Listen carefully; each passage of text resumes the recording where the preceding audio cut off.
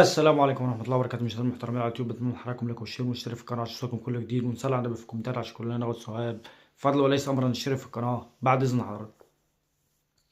نادي الزمالك عنده مباراة النهاردة، خلاص احنا دخلنا في اليوم الجديد، الساعة دلوقتي داخلة في 4، فخلاص هو النهاردة نادي الزمالك هيلاعب نادي إنبي. تمام، نادي إنبي. طبعا إنبي مش سهل، فريق مش سهل لا يستهان به إطلاقا. فهل إنبي يوقف قطار الزمالك؟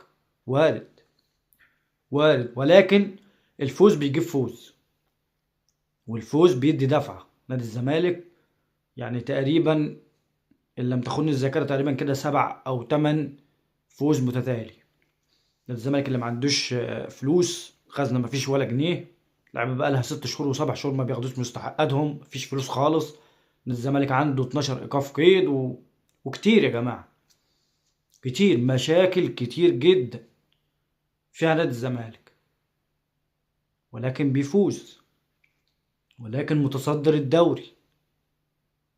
ولو فاز مباراة انبي هيكون فارق عن النادي الاهلي 6 نقاط، وفارق عن نادي بيراميدز 3 نقاط، اللي هما يعني الاتنين الاندية دول، نادي الاهلي ونادي بيراميدز، اكبر او اكثر استقرارا في القارة بقى، مش في مصر بس، في القارة.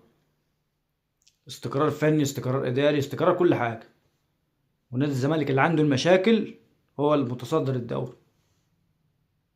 يستحقوا، يستحقوا، وشابوه والله، والله شابوه، اقسم بالله رجاله، والله العظيم رجاله. لعيبه الزمالك رجاله، مجلس الاداره مش موجود معاهم اصلا، مش على الخريطه، مفيش مجلس اداره اصلا. ولكن اللعيبه بتجاهد، لعيبه بتتعب، لعيبه بتلعب بجد، لعيبه رجاله، لعيبه رجاله بمعنى الكلمه. انما اللي عندنا في النادي الاهلي دول اشباه رجال، دول مش رجاله. معلش محدش يزعل مني يا جماعه، قلتها وبكررها، مش هحب حد اكتر من الاهلي، مش هحب ولا افضل لاعب على النادي الاهلي. طول عمري كده، طول عمري كده، ايا كان اسمك، النادي الاهلي فوق الجميع.